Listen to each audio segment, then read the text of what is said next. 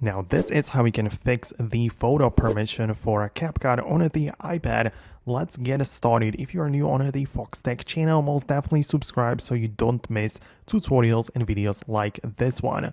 Well, if your Capcut cannot access your photos, you can change these settings inside of the main settings app, where on the left panel you can go directly to the bottom and find the apps section.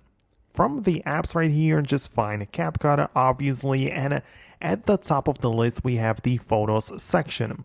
There are three options.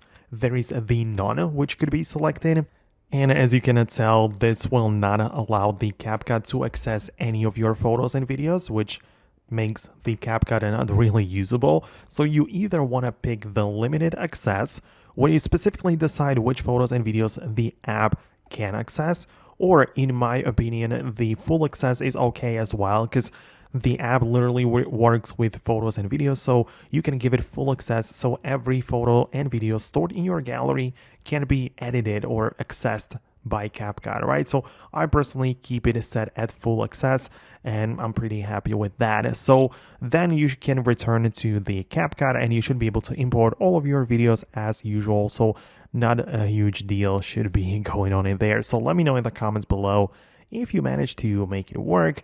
Most definitely stay tuned by subscribing, and I'll talk to you later in the next videos as well.